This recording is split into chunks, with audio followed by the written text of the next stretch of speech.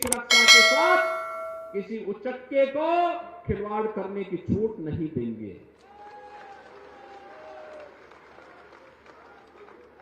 किसी बहन की इज्जत के साथ खिलवाड़ करने की छूट नहीं देंगे और जो भी खिलवाड़ करेगा उसकी कीमत चुकाएगा। किसी किसान की संपत्ति पर कोई जबरन कब्जा नहीं कर पाएगा, किसी व्यापारी का कोई जबरन उत्पीड़न नहीं कर पाएगा। जो करेगा उसकी कीमत ब्याज सहित उसको चुकानी पड़ेगी। किसी नौजवान के जीवन के साथ खिलवाड़ करने की छूट भी किसी को नहीं होगी। जो करेगा तो जीवन भर पछताएगा भी, क्योंकि ये युवा ऊर्जा से भरपूर है, प्रतिभा संपन्न है। इसकी ऊर्जा और इसकी प्रतिभा का लाभ हमें प्रदेश और देश के विकास में लेना है। इसलिए उस युवा को अवसर मिलने चाहिए। मैं किसानों के मसीहा पूर्व प्रधानमंत्री चौधरी चरण सिंह जी की स्मृतियों को भी नमन करता हूं। भाइयों बहनों, चौधरी साहब ने हमेशा इस बात को ध्यान दिया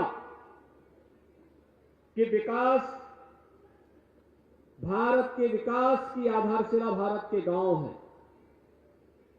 और भारत के विकास की धुरी गांव के विकास से प्रारंभ होती है। और याद करिए, जब 2014 में प्रधानमंत्री मोदी जी ने प्रधानमंत्री पद की शपथ ली तो उन्होंने भी यही कहा था, विकास का आधार व्यक्ति, जाति, मत और मजहब नहीं बनेगा। विकास की धुरी गांव, गरीब, किसान, नौजवान, महिलाएं, युवा और समाज के प्रत्येक वंचित गरीब तबके का व्यक्ति बनेगा। और आज उसके अनुसार विकास की योजनाओं को प्रभावी ढंग से लागू करने का कार्य किया जा रहा है। आज उसी का परिणाम है कि बिना भेदभाव के विकास की योजनाएं चल रही हैं।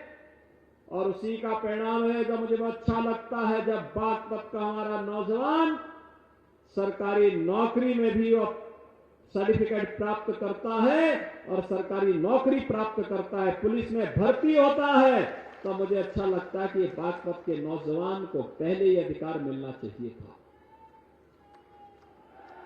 मुझे याद है जब मैंने उत्तर प्रदेश में 17 में मुख्यमंत्री पद की शपथ लेने के बाद चार्ज लिया था, तो भाइयों बहनों, एक भर्ती हमारी ऐसी हुई थी जिसमें एक ही गांव के, बागपत के एक ही गांव के 27 नौजवान भर्ती हुए थे। 27 नौजवान।